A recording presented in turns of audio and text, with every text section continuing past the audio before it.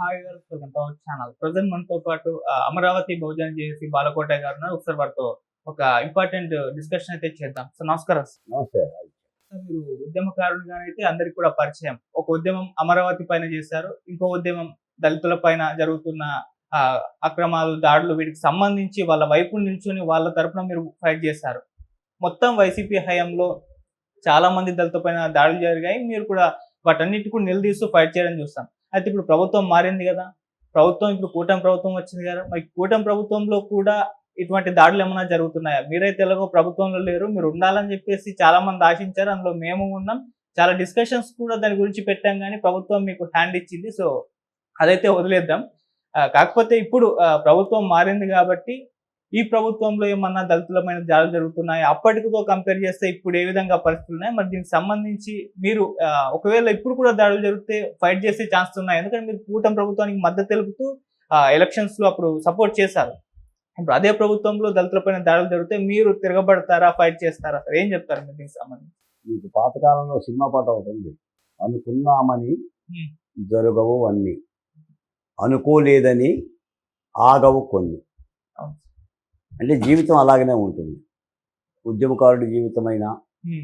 కొంత ఆశయాలు, లక్ష్యాలు కలిగిన వాళ్ళ జీవితమైనా అలాగనే ఉంటుంది. కాకపోతే ఆదిత్య గారు తల్లి కడుపుల నుంచి వచ్చేటప్పుడు కొంతమంది బంగారు సూళ్ళతో వస్తారు. హ్మ్. ఎక్కువ మంది రక్త మాంసాలతో వస్తారు. అంటే పేగులు మెడలో వేసుకొని వస్తారు. బంగారంతో రాదు. నేను రక్త మాంసాలతో వచ్చినాను. నా వెనక బంగారు స్పూన్లు ఏం లేవు, సూట్ కేసులు లేవు, కోట్లు లేవు, వేసుకోవటానికి కోటు లేవు. నేను రైతు బిడ్డని. మీరన్నట్టుగా నిజానికి అమరావతి ఉద్యమంతో పాటు నా రెండవ ఉద్యమం ఆంధ్రప్రదేశ్లో గత 5 ఏళ్ల వైసీపీ పరిపాలనలో ఎస్సీల మీద, ఎస్టీల మీద, మైనార్టీల మీద జరిగిన అట్రాసిటీ అంటే అరాచకాల మీద మేము యుద్ధం చేశాం. మీకు చాలా స్పష్టంగా తెలుసు. ఇప్పుడు ఇక్కడ ఆత్మగౌరవం కోసమని వాల్ పోస్టర్లు వేసుకొని, కరపత్రాలు వేసుకొని రాష్ట్రం మొత్తం తిరిగాం. ఈ మధ్య ఒక జర్నలిస్టు ఒక మాట అన్నాడు ఇంటర్వ్యూలో, అమరావతి దళిత ఉద్యమం చేసిన బాలకోటకి కూటమి ప్రభుత్వంలో ఎలాంటి న్యాయం జరగడం లేదు, ఎందుకు జరగడం లేదు, ఆయన అంత పోరాటం చేసిందని ఒక జర్నలిస్టు ప్రశ్నిస్తే ఆయన అన్నమాట ఏంటంటే, నేను స్వయంగా బాలకోటయ్య గారు ఈ డాక్టర్ సుధాకర్ డ్రైవర్ సుబ్రహ్మణ్యం ఫోటోలు వేసుకొని వాల్ పోస్టులు వేసుకొని కడప వెళ్తుంటే నేనే ఎదురయ్యి, నువ్వు కడప వెళ్తున్నావు అంటే ఒక విధంగా చెప్పాలంటే పాకిస్తాన్ వెళ్తున్నావు, టెర్రరిస్ట్ ప్రాంతం వెళ్తున్నావు, నీ మీద బాంబు దాడి జరగకోకుండా తిరిగి వస్తావా, ఎందుకు ఈ సాహసం, ప్రాణాలు చేస్తారని చెప్పి చెప్తే, పోనీలన్నా పోతే అక్కడే పోతామని చెప్పి బయలుదేరాడు. అలాంటి బాంబు దాడి జరగకుండా, ఏ దెబ్బ తగలకుండా తిరిగి సుఖంగా వచ్చాడు. అలాంటి త్యాగపూరితమైన పోరాటం చేశాడు బాలకోటయ్య. మరి ఆయన పోరాటాన్ని కూటమి ప్రభుత్వం గుర్తించడంలో మొట్టమొదటి ఉంటాడని అందరూ ఆశించారు, అమరావతి నుంచి అమెరికా వరకు. కానీ గుర్తించలేకపోతున్నారని చెప్పేసి వాపోయాడు. నా మాటగా నేనేం చెప్తున్నానంటేనండి, నేను ఈ గడ్డ మీదే పుట్టాను, ఈ గడ్డ మీదే చంపబడ్డాను. పునరపి జననం, పునరపి మరణం. నాకు కర్మ సిద్ధాంతం తెలియదు కానీ మళ్ళీ మళ్ళీ పుట్టిన చోటనే చంపబడుతున్నాను. నిజానికి మేము మా దళిత బహుజన కులాలకు సంబంధించిన ఉచ్ఛ్వాస నిశ్వాసాలు డాక్టర్ బిఆర్ అంబేద్కర్ గారు చూపించిన మార్గంలో తెలిసే మార్గదర్శకులు. మేము మా జాతికి పూర్తి స్థాయి పరిష్కారాలు చేర్చలేము కానీ ఆత్మశైర్యం ఇవ్వగలం, ఆత్మ బలం ఇవ్వగలం, పోరాడే శక్తి ఇవ్వగలం, సంఘటితత్వంగా కలిగే ఆ యొక్క శక్తిని అందించగలం. మేము అలా జీవితాలను నేను పెట్టుకున్నాం. మీరన్నట్టుగా గత గవర్నమెంట్లో డాక్టర్ సుధాకర్ దగ్గర నుంచి డ్రైవర్ సుబ్రహ్మణ్యం, వజీరా, అబ్దుల్ సలాం, ముంజాల నాగమ్మ, పులివెందుల మహాలక్ష్మి, శిరోమణి వరప్రసాద్, కోడికత్తి సీను, ఇలాంటి అన్నిటి మేము పోరాడాం. వెరసి ఈ ప్రభుత్వంలో కూడా కొన్ని సంఘటనలు జరుగుతున్న మాట యథార్థం.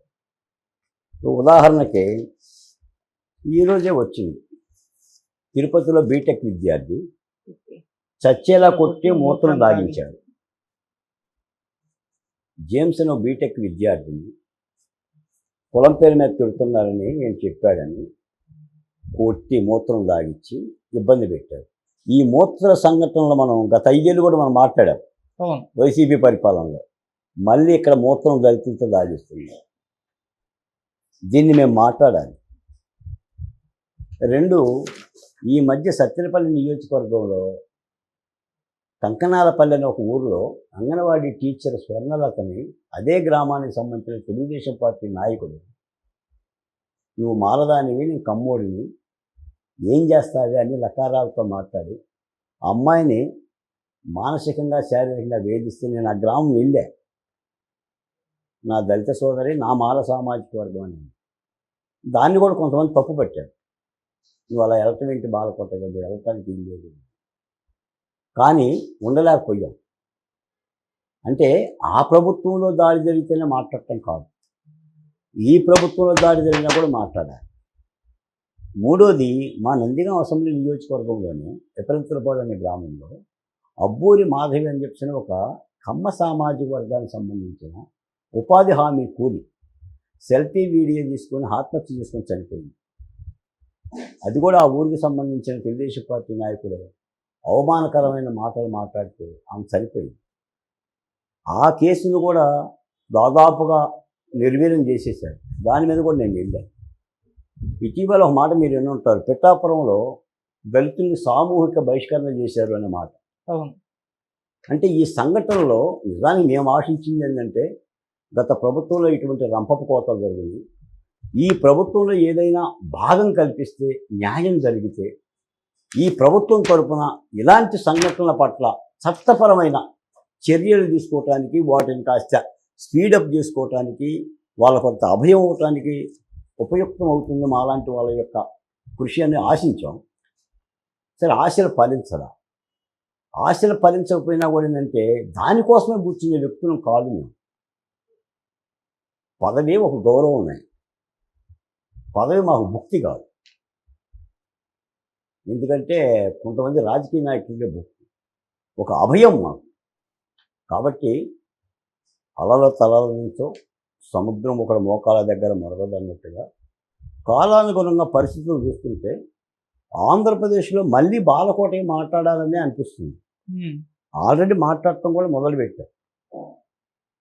ఇలా మాట్లాడటం కూడా కొంత ప్రభుత్వానికి ఇబ్బందికరమైన వాతావరణం వాళ్ళు భావిస్తే భావించవచ్చు. కానీ ఈ చిన్న చిన్న సంఘటనలు ఇవి నిజానికి ఏంటంటే వాళ్ళకి చిన్న సంఘటనలు, మాకు చాలా గాయపడే సంఘటనలు. ఎందుకంటే దళిత బహుజన కులాలు, మీరు డాక్టర్ సుధాకర్ వీడియోలు మనం ఎన్నిసార్లు మాట్లాడామండి. అసలు సుధాకర్ మాట లేకుండా పవన్ కళ్యాణ్ గారు కానీ, చంద్రబాబు నాయుడు గారు కానీ, లోకేష్ గారు కానీ ఏ రాజకీయ నాయకుడిని ఉపన్యాసం చెప్పాడండి? మరి డాక్టర్ సుధాకర్నేమో అంత ఎత్తున ఎత్తి పట్టుకొని మాట్లాడాం. ఆ సుధాకర్ వారసులైన బాలకోట లాంటి వాళ్ళేమో ఓ ప్రశ్నార్థకంగా నిలబడ్డారు. ఇది ఎక్కడ న్యాయం? అంటే ఇది ప్రజలకు గమనించరా? అంటే నేనేదో ఆశ కొద్దీ నాకు రావట్లేదు బాధతో నేను అంటున్నా. నేను గతంలో మీకు చెప్పేవాడినండి, కుంతీదేవికి 5 పిల్లగాలు, ధర్మరాజు, భీముడు, అర్జునుడు, నకుల సహదేవుడు. 5కి అన్నం పెట్టిందా? 2-3కి అన్నం పెట్టిందా? అది అనేది 5కి అన్నం పెడుతుంది కదండి. మరి ఆంధ్రప్రదేశ్ కోట ప్రభుత్వంలో కూడా మాలలు ఉన్నారు, మాదిగలు ఉన్నారు, రెల్లులు ఉన్నారు, ముస్లింలు ఉన్నారు, ఉద్యమకారులు ఉన్నారు, నాటి ప్రభుత్వం మీద కలబడ్డోళ్ళు ఉన్నారు, తిరగబడ్డోళ్ళు ఉన్నారు. మరి అందరికి అన్నం పెట్టాలి కదా. వీళ్ళందరూ కూడా ఈ యొక్క 24 ఎన్నికల విప్లవంలో పాల్గొన్న వాళ్ళే కదా. ఒక పార్శ్యం చేస్తే విజయం రాలేదు కదా సార్. నేల కదిలింది అంటే ప్రజలు సామూహికంగా అమరావతి ఉద్యమం ఉందండి. అమరావతి ఉద్యమం మీకు తెలియదేమో చెప్పండి. పాదయాత్రలు కానీ, ఆ దీక్షా శిబిరాలు కానీ, అందులో మా గొంతుకు కానీ, జగన్మోహన్ రెడ్డి గారు మేము హైకోర్టులో వేసిన కేసులు కానీ, ఢీకొన్న విధానం కానీ, 14 సార్లు అవసరమైన పద్ధతి కానీ, అంటే మీరు ఈ నేలను విడిచిపెట్టేసి ఇది చేస్తే ఏంటంటే ప్రజలకు అర్థమవుతుంది. మాకు ఇప్పుడు విషయం ఏంటంటే ఒక విధంగా చెప్పాలంటే ఆంధ్రప్రదేశ్లో గత 5 ఏళ్ళు వైసీపీ పరిపాలనలో దెబ్బతిన్న గాయపడ్డ వేలాది మంది దళితులు నాకు తెలుసండి. వాళ్ళు ఇచ్చిన అర్జీలు నా దగ్గర ఉన్నాయి. కానీ వాళ్ళకి మార్గం లేదు. ఎవరి దగ్గర పోవాలి వాళ్ళు? ఎవరికి చెప్పుకోవాలి? ఒక ప్రశ్న అడుగుతాం మీకు ఆదిత్య. సార్. మద్యం కుంభకోణం 30,000 కోట్లు అని చెప్తున్నారు, ఉమ్, లేదా 18,000 కోట్లు అని లావు శ్రీకృష్ణ గారు చెప్పారు. ఇసుక దందా 8,000 కోట్ల రూపాయలు చెప్తున్నారు. అప్పులు 14 లక్షల కోట్లు అని చెప్తున్నారు. 14, 10, 20. అసలు 5 ఏళ్లలో ఆంధ్రప్రదేశ్లో దళితులు ఎంతమంది చచ్చిపోయారు? మహిళలు ఎంతమంది చచ్చిపోయారు? ఎన్ని ప్రాణాలు పోయినాయి, ఎన్ని మానాలు పోయినాయి? ఎస్టీలు ఎంతమంది చనిపోయారు? బీసీలు ఎంతమంది చనిపోయారు? మైనార్టీలు ఎంతమంది చనిపోయారు? ఈ లెక్కలు ఉన్నాయండి. ఈ లెక్కలు చెప్పాల్సిన ధర్మం ఉంది కదండి. ఉమ్, నాలాంటి వాళ్ళ లెక్కలు చెప్పాలి కదండి. అవును సార్. మరి ఆ లెక్కలు చెప్పిన తర్వాత for SC ST atrocity act కింద చట్టపరంగా ఆ బాధిత కుటుంబాలకు ఏమి ఇచ్చామో చెప్పాలి కదండి. ఉమ్, ఎలా ఆదుకున్నామో చెప్పాలి కదా. మాలాంటి వాళ్ళ వల్ల కార్యసాధన అవుతుంది. మరి ఇవన్నీ ప్రజలు చూడరండి. మరి ఈరోజు కూటమి ప్రభుత్వంలో కూడా సంఘటనలు జరుగుతున్నాయి. మరి వీటికి భరోసా ఎవడిస్తాడండి? అంటే ప్రజలు ఇవన్నీ చూస్తారంటున్నాను నేను. ఒక మాట మాత్రం చెప్తున్నాను సార్, మీరు అడిగింది ఏంటంటే, గత 5 ఏళ్ల వైసీపీ పరిపాలనలో దళితుల కోసం మీరు పోరాటాలు చేశారు బాలకోటయ్య గారు. మరి మీరు ఇప్పుడు కూటమి ప్రభుత్వంలో లేదు, మీకు కూడా కూటమి ప్రభుత్వం జల్లగొట్టింది. అంటే ఏరు దాటిన దాకా ఏటి మల్లన్న, ఏరు దాటిన దాకా బోడి మల్లన్న అన్నట్టు వ్యవహరించింది. మరి ఈ కూటమి ప్రభుత్వంలో కూడా ఏమైనా ఇటువంటి అట్రాసిటీస్ జరిగితే మరి ఏం చేస్తారని మీరు అడుగుతున్నారు. యుద్ధం చేస్తాను, ఉమ్, నో కాంప్రమైజేషన్ ఎట్ ఆల్. లేకపోతే ఇంకా అంబేద్కర్ క్షమించదు, నా జాతి నన్ను క్షమించదు, నా జాతి జనులకు తోడుగానే ఉంది. ప్రభుత్వంలో ఉన్నా, ప్రభుత్వంలో లేకపోయినా ఇక ఇంతకు మించి పోరాటం తప్ప, పోరాడితే పోయేది ఏమీ లేదు, బానిస సంఖ్యలు తప్ప అన్నట్టుగా ఇంతకు మించి బాధపట్టే ఇలాంటి వాళ్ళ ముందు కూడా ఆల్టర్నేటివ్ లేదంటే ఇది ప్రభుత్వం గమనించాలి. తప్పనిసరిగా ప్రజల పరిపాలన అంటే పీడిత తాడిత ప్రజల మేలుగోలేదే పాలన. ముఖ్యంగా ఎస్సీ ఎస్టీలకు సంబంధించిన బతుకు తెరుగు, అది సంక్షేమంలోనైనా భద్రతలోనైనా భరోసా ఇవ్వగలిగిందే పరిపాలన అనేది నాలాంటి వాళ్ళ అభిమతం.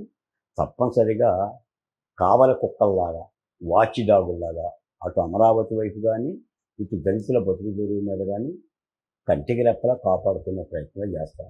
ఆ మేరకు ప్రభుత్వంతో గట్టిగా తలపడలేకపోయినా, విజ్ఞప్తి చేసైనా సరే, విన్నవించైనా సరే ప్రభుత్వం దృష్టికి గట్టిగా బలంగా సమస్యను తీసుకెళ్లే ప్రయత్నం కూడా చేస్తాం. ఏదైనా మార్గంలో అయినా సరే.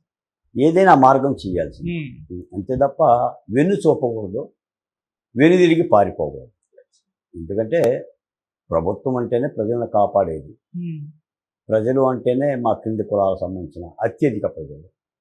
వాళ్ళ యోగ్యత చూడటానికే ప్రభుత్వం శ్రీరామ రక్ష. వాళ్ళని ఎప్పుడైతే మర్చిపోయిందో ఏ ప్రభుత్వం అయినా సరే 151లో 5 ఎగిరిపోయినట్టుగా 164లో 6 ఎగిరిపోయే ప్రమాదం కూడా ఉంటుంది. అది గమనించాలి. Thank you so much.